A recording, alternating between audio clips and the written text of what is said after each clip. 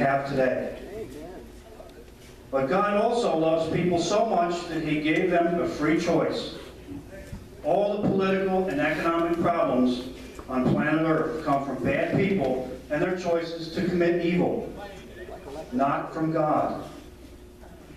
Any other nation that chose to enter a corporate relationship with God, institute his principles into the rule of law, and enter into a covenant with him could have the same results as the United States did.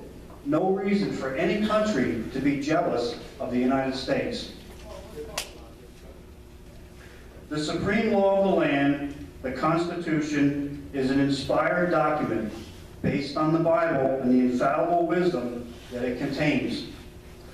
God gives this to us because he loves mankind so much that he wants them to be successful in every way and to have true liberty, not just freedom. A lot of people that are liberals talk about they want freedom. Well, we want freedom too. What's the difference? If you had to sum up the difference in a few words, what would it be? Well, here it is. Liberty is the freedom to do whatever you want while you respect the property and the rights of other people. Whereas liberalism is the freedom to do whatever you want with no regard for other people's rights or property. That is the difference in a nutshell. The principles in the Constitution are perfect, but the people who wrote it were imperfect, just like me and the rest of us. And you can see this. They conveniently forgot to apply the timeless universal principles in the Constitution to their slaves. And they also forgot halfway to apply those principles to women at the time. Well, that's a problem with the people that physically wrote the Constitution. That's not an excuse to throw out the timeless principles that are in it and say that we don't need the Constitution anymore. Because our entire nation and government is based on the wisdom of a kind, generous, and loving God, we still have a nation, in spite of what's happened, that people from all over the globe will do almost anything to get into. Because of our loving God, his Son Jesus, and the blessing he has freely and generously given us, we have had for over 200 years the closest thing in all of history to heaven on earth. We are also the greatest superpower that has ever existed in the history of the world. God has also given all of mankind history. Anyone can choose to accept the lessons taught and learn from them. History tells us what's good and what's bad. History also tells us what works and what doesn't. History tells us what works temporarily and what works for all time. The 4 kinds of money we discuss here tonight are from the book The Creature from Jekyll Island. In addition to being a second look at the Federal Reserve of the United States, it's a monetary history book. The United States has used all 4 kinds of money over a 240-year period, and each one has a very different consequence for us as a nation. Our problems today are not just political in nature. We've got to move our focus from just politics and let's look at money and finance. Lasting liberty is impossible without sound money. And by the end of this presentation tonight, you will understand why. Now, if you look at our little display down here, you can see gold and silver coins. And gold and silver coins are a form of our first type of money, which is called commodity money. Before there was even such a thing as money, there was barter. In barter, anything of real value given for something else is today defined as commodity money. The first commodity money was not gold or silver, but cattle. But for many reasons, people over the years saw the inefficiency of barter and started making different shape and size coins of gold and silver, and the practice stuck. And ever since then, gold and silver have been the only forms of commodity money that have worked consistently and maintained value for thousands of years.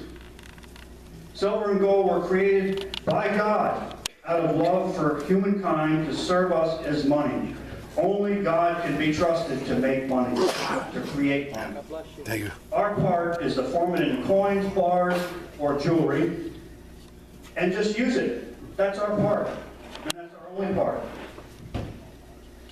As demonstrated by history, a monetary system based on honest weights and measures of gold and silver is the only lasting foundation for a nation's economic prosperity, political stability, and domestic tranquility.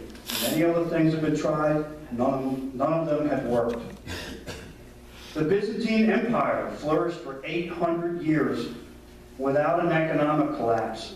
No economic collapse, 800 years. No Great Depression. Because they only used gold and silver as money. Anyone caught debasing coins of gold and silver would have one hand cut off. The United States Constitution forbids the use of anything other than gold and silver as money. Under the Constitution, only Congress is authorized to coin our money. The Coinage Act of 1792 made debasing gold and silver coins an offense punishable by death. The intrinsic value of gold and silver is actually a constant. Many people believe that the price of gold goes up and it goes down. Well, that's not really the way it works.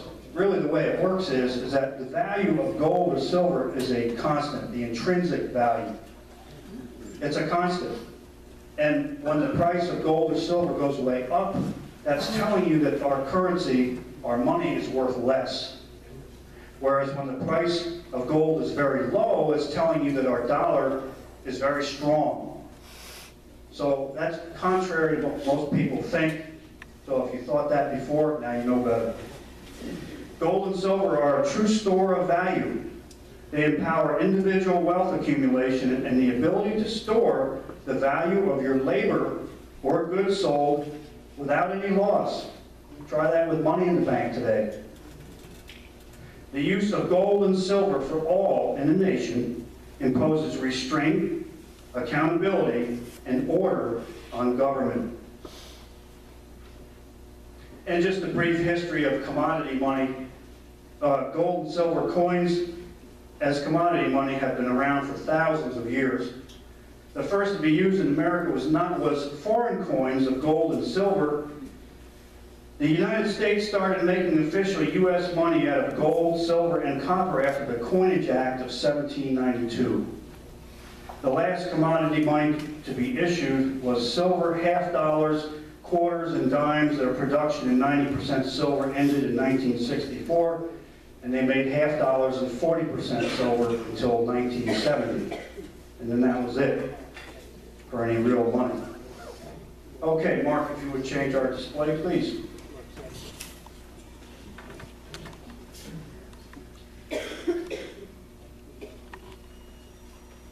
Okay, does everybody see 5 bills and five coins? Okay, the next kind of money we're going to talk about is called receipt money. Receipt money is paper money. It's just a claim check for a corresponding amount of gold or silver stored in a vault by the issuer. In this case, our receipt money is the silverback dollar from 1935.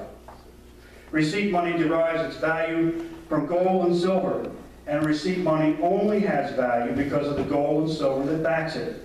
Well, what does somebody mean when they say a gold-backed or a silver-backed dollar?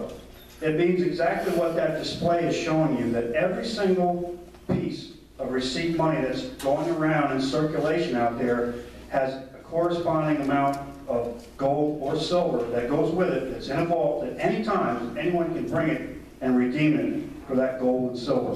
That's what the full backing of a money means for a nation. Now, this practice of receipt money actually started in 1600s Europe with coinsmiths giving receipts for the safe storage of gold and silver in the vault. Back then, all you had for money was gold and silver coins. Some people didn't want their extra gold and silver laying around the house so somebody could steal it. So what they did, since Mr. Coinsmith had a 24/7 secured building with a vault, they would bring their gold or silver to him. He would give them a receipt for their gold and silver. Well, to make a long story short, what happened is trading these in the marketplace, it just caught on as a common practice because of the weight and bulk of gold and silver. It makes carrying large amounts of money safe by the lightweight, small size, and concealability of paper bills. Receipt money was the first paper money in Europe, and it also gave birth to the institution of banking. That system where people would bring their money to the coinsmith and he would store it, give them a receipt. That was actually the first banking in the world. The United States government did not issue receipt money backed by gold or silver until the late 1860s. The last receipt money was $4 billion in United States notes issued by John F. Kennedy in 1963, and they were taken out of circulation immediately following his assassination. We're going to talk about that a little bit more later. The value of receipt money, it depends entirely on the honor, trustworthiness, and the character of the issuer, and we're going to see why next.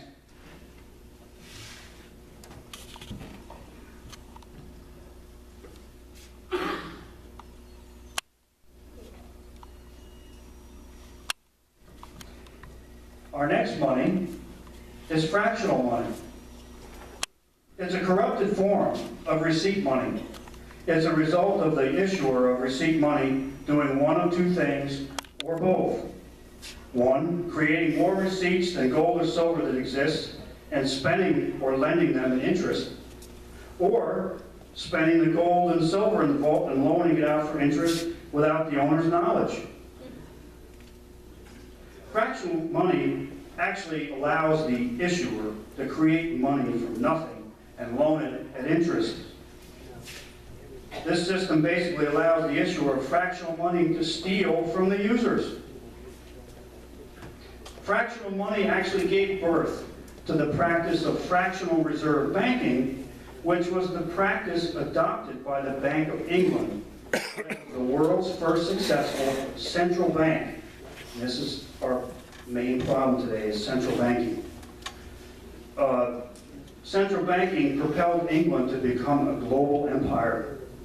And the founders of this country had such a miserable time breaking away from England because of the enormous power of political, military, and financial entities working together against them, all at the same time. Many of our founding fathers saw a central bank as a detriment to our nation, worse than an army standing against us. One of the biggest problems with fractional money is it creates a problem called a run on the bank.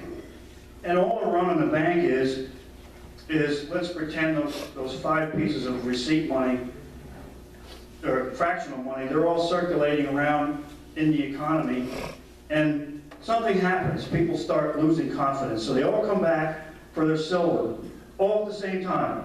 Can everybody get their silver back? Can't do it. This is called a run on the bank. And it's the main reason why a fractional money system is unstable. It is an inherently unstable system. This actually happened in the U.S. in 1933. The Great Depression was on, and people were losing confidence in the dollar. Now back then, you could actually trade in Federal Reserve notes, which our money was at the time, for gold. Well, what happened was so many people were bringing those in that it was depleting the gold reserve. FDR shut it down. No more paper money for gold from the government, and he made it illegal to own gold and confiscated everybody's gold. Nice guy. I don't think that he's such the hero that some people make him out to be. Fractional money first appeared in America in the late 1700s, and it was issued by different private banks. This money was not, however, official U.S. money, but what was called banknotes. Many people who used these as money wound up losing large portions of their wealth through inflation and bank runs. After 1913, Paper money in the U.S. became fractional money with a 40% reserve ratio following the Federal Reserve Act. That's actually the ratio that you see down there, 40%, only 40% backed currency. And the worst thing about fractional money is that it's always a transitional money to the next kind of money that we're going to talk about that's even worse. Okay, Mark? The next kind of money, fiat money, is money that is backed by absolutely nothing. It's monopoly money that's just printed out of thin air. It's worthless. It is money created from nothing, and it is unredeemable for anything of real value from the issuer. You can't get anything for a paper dollar except for another paper dollar. That's it. You can't get precious metal, and that's what gave it its value in the first place. It's not only created from nothing, but it's actually debt. And I want to just discuss, I'm going to take a little bit of a break here, and I want to discuss the argument I've heard a lot of really well-meaning people make about how we've got to get out of debt, we've got to pay off the debt, either as a nation or as a state. Well, while these people may mean very well, they don't understand the process by which money is created today. See, here's the problem. Every time one of these is created, it's only created as a debt when somebody borrows money. Either an individual or a business or the government goes to a banker and borrows money. That's the only time it's created, and it's created from nothing.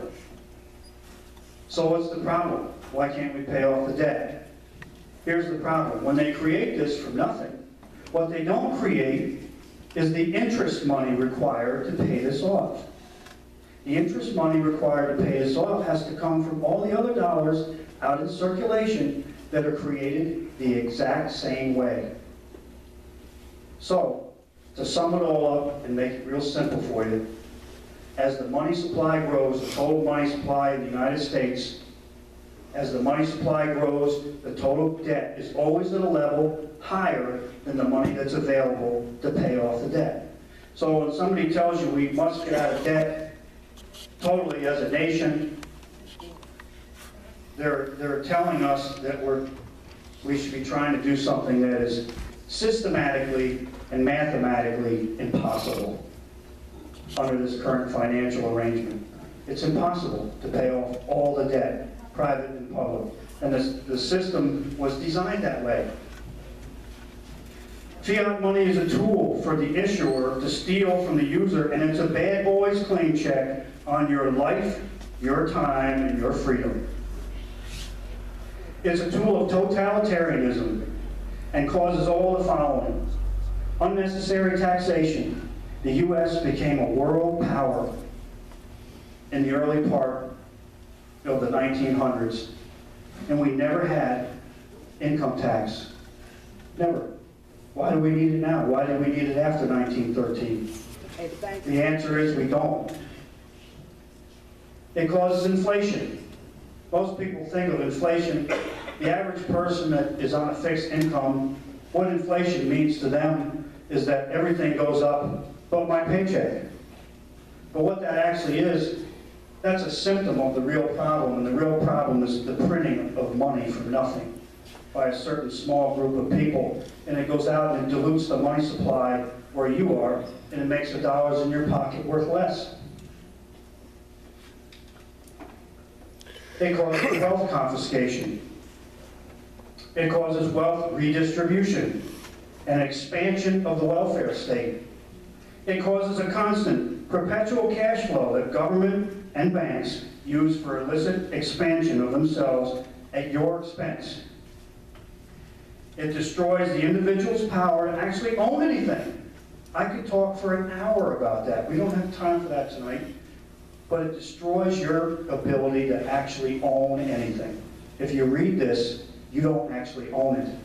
It's owned by the Federal Reserve. So all the rights that goes with this belong to them. And we gave it to them in 1913. And that's bad because in this country, all of an individual's rights, they stem from the principle of personal ownership of your life and your property. It loses all value. This is a law, ladies and gentlemen. It's not subject to my opinion, your opinion, somebody's interpretation. It's a law, just like the law of gravity. If I have a baseball in my hand and I hold my hand out and I release the baseball, every single time, 1 out of 1 times, that baseball falls to the ground. Every single time. And every single fiat currency in the world has failed. The only ones that haven't failed are going to fail. They have a 100% failure rate. If you look at history all the way back to the Greek Empire, the Roman Empire, currency collapse, and their money becoming worthless was an integral part of that. Sometimes it can happen very suddenly and very unexpectedly and very rapidly. And this is called a currency collapse. And currency collapses are very dangerous because in Germany, between World War I and World War II, they had a currency collapse. And I remember my social studies teacher in high school telling me about what happened in Germany back then. And he basically made a joke out of it. You had to take a wheelbarrow full of money to the store to buy a loaf of bread. It's kind of funny, but if we have to go through that, it's not going to be funny. But that currency collapse in Germany was responsible for Adolf Hitler's initial rise in popularity. It propelled him up because when people are hungry and they're desperate, that's when these political messiahs gain power. In the United States, all money became fiat currency in 1971. The main reason why fiat currency was forbidden by the Constitution was a collapse of the fiat currency, the Continental, during the Revolutionary War.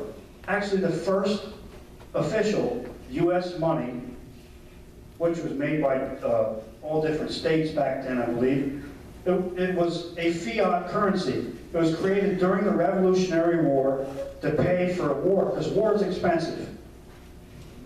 So they created this Continental, and it said on the Continental that it was redeemable in gold or silver, but it really wasn't. There was no real way to do it. It was redeemable. Some of it said after the war is over. Well, when's that going to happen? Nobody knew at the time. So what happened by 1780, it was about worthless. So this is why the concept of a currency collapse is very fresh in our founding fathers' minds when they came up with, they wrote the Constitution and came up with the Coinage Act of 1792. This was fresh in their mind. They lived through this. They saw what it did to people. Now that we understand where our country is as far as money goes, there's one more critical factor that you have to really understand in our problems as a nation. You really got to see it, and you got to understand it to know where we're at today, to see what a real problem is. And that problem is called globalism. I think everybody in here probably knows what globalism is, and they probably oppose it. Well, what is globalism? Globalism is the idea that if everybody was just under one roof politically, there would be no more wars, there would be no more fighting, and we would all just sing Kumbaya and sail off into the sunset. And there would never be any more suffering or wars again. Well, first of all, it's never worked. We had World War I, we got the League of Nations. It wasn't too long after that, we got a war that was much worse, World War II. Way worse than World War I, from what I understand. And then we got the United Nations. And while it's true, this was after World War II, we got the United Nations. And while it's true, we've had no worldwide wars like we had during World War II since then, just as many people have died behind the curtain of communist and fascist countries all around the world. Tens of millions of people.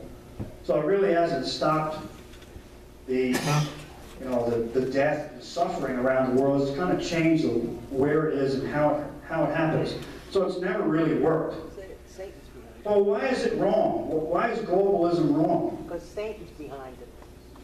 Well, it's one thing if I say globalism is wrong, and if somebody in the audience says globalism is wrong, we can be wrong, because we're human. Well, actually, if you go back in the first book of the Bible, which is also a history book that's given to us for a reason, there was an empire called the Babylonian Empire. And there was a guy named Nimrod who was the head of it. He was the Führer of the Babylonian Empire. And he was going to build a tower called the Tower of Babel. They actually started building it. And a corresponding city that was going to be the capital city of the world.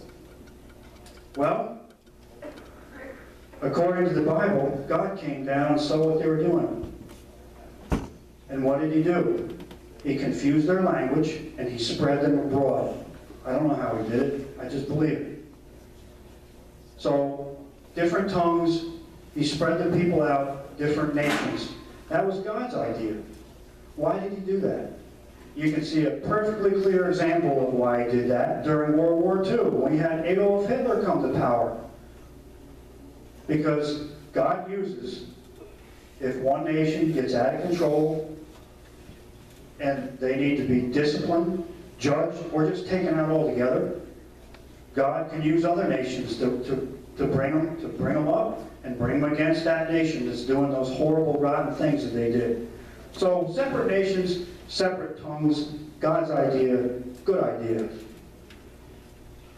So this brings us to our biggest problem today as a country, and that is central bankers and their practices. I'm going to give you my working definition of what central banking is and how it works. Globalist bankers manipulate themselves into an illicit relationship with government to undermine representative rule and to gain wealth and power for themselves. The government, in turn, uses their ability to create money from nothing as a platform for deficit spending by politicians. So there's something in it for both parties there. This gets everyone in the nation, both citizens and government, in debt to central bankers. This debt secures a constant flow of interest on money created from nothing. Then, this money is used to buy influence, control, and money-making assets. Are you ready for the laundry list of the things they buy and own with this money?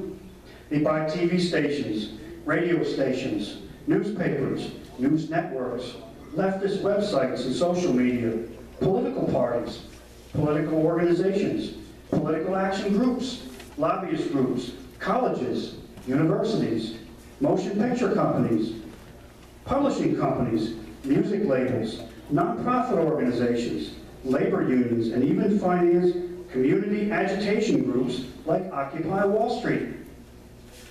All of these, every one of these things I've listed, is used to promote a globalist, leftist agenda in every conceivable political issue in existence. This is why the fight to end central banking forever is the most important of all fights. The last I heard, liberal money in the U.S. outnumbers conservative money 2 to 1. And they own most of the mainstream media. Sadly, the practice of central banking was adopted after 1913 in the United States with the Federal Reserve Act. Now, a private, internationally owned central bank had the power to create America's money from nothing and loan it at interest. At the same time, the IRS was created to collect it all back up again, to be perpetually recycled back to the government and big banks. State-sanctioned stealing was at this point commenced, condoned, and perpetuated by our own government and was officially the law of the land. Central bankers, one of their other tactics they use one of the things they love to do, they love to force a nation into war every so often. Now, why do they do that? Simple. They want to finance that war and make exorbitant amounts of money on their profit on their money that's created out of nothing. And today, central bankers are and have been for over 100 years, whether you believe it or not, the shadow government of the United States. And if you want to see a perfect example of what I believe is central bankers coming to the surface and executing their will in American politics, I would like you to look at the John F. Kennedy presidency. During his presidency, John F. Kennedy had promised to get all ground troops out of Vietnam by 1965. Also, in June 1963, he issued Executive Order 11110, which, by the way, is still in effect. And this executive order did two things. It stripped the Federal Reserve of its ability to create money from nothing and loan it to our government. And it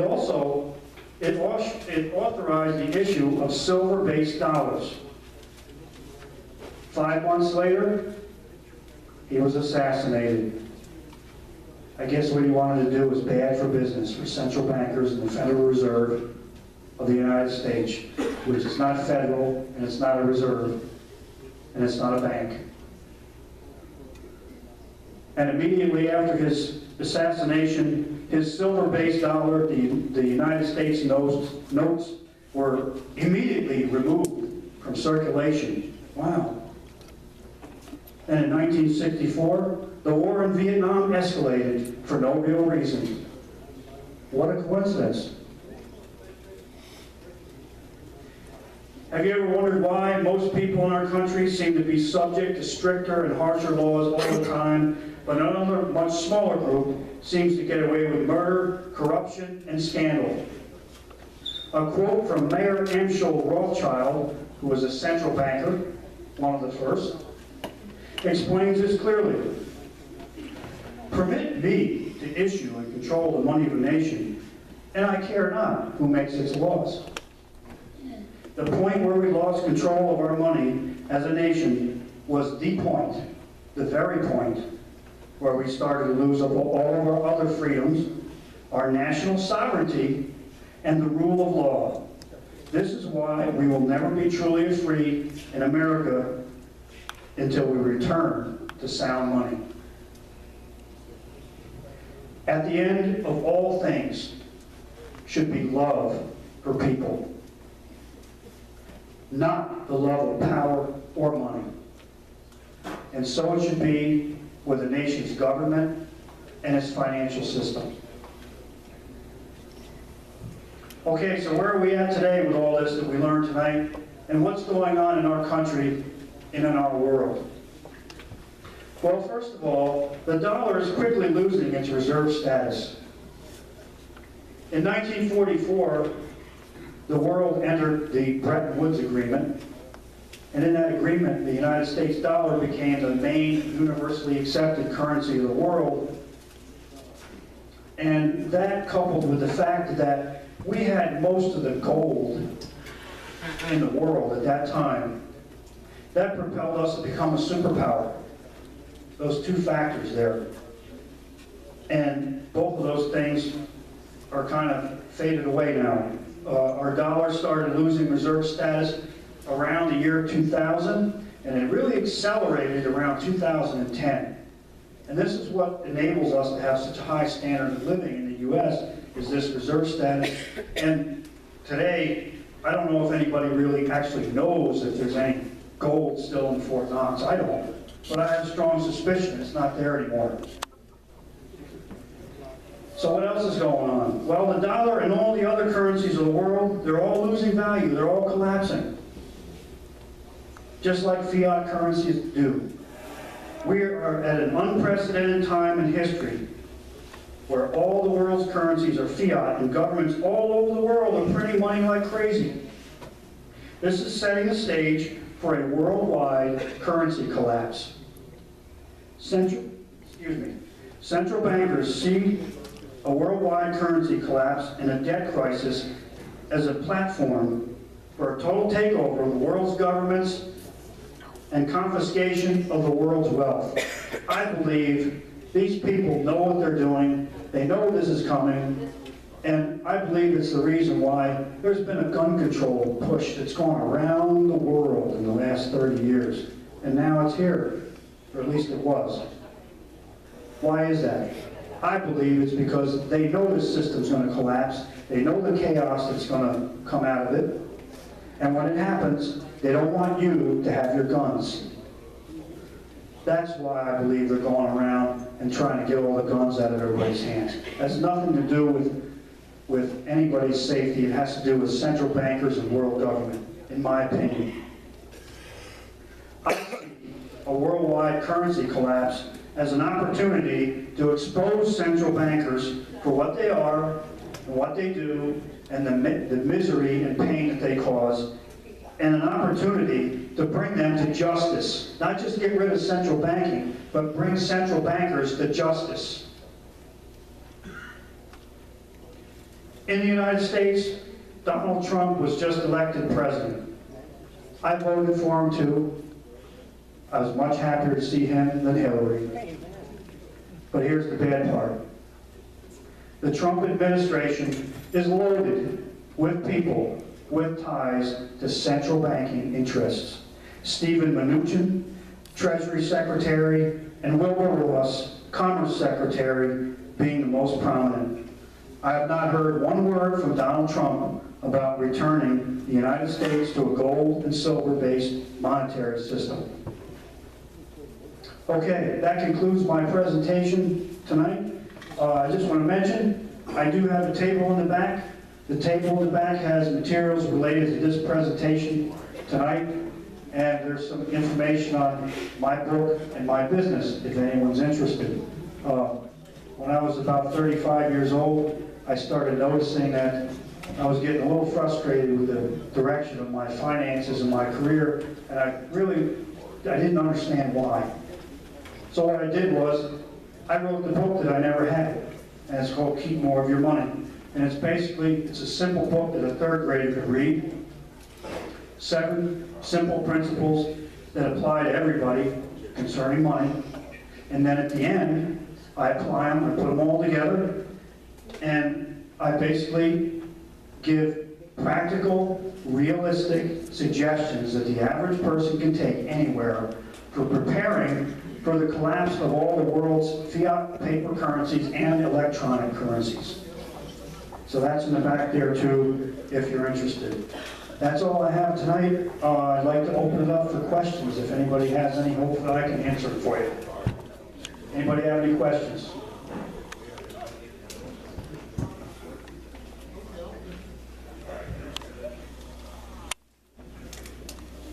I have a question.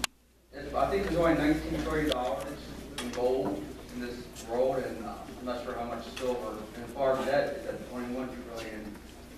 How does it ever get paid back? Well, the debt, as I explained earlier, because of the way this is created, the debt can't be paid back. What really needs to happen at this point is that the currency, our fiat currency, has to collapse. This is called a reset, a currency reset. And what's going to happen is that you have money in the bank, you have electronic paper money, it's all going to go to zero. And it's a reset. It's like turning your computer on and off. But that $19 trillion of debt that you're talking about, when the Federal Reserve creates money from nothing, that $19 trillion is the principal that we owe them to pay off the debt. Well, it can't be paid off because there's not enough money actually in circulation. And that's the way they want it.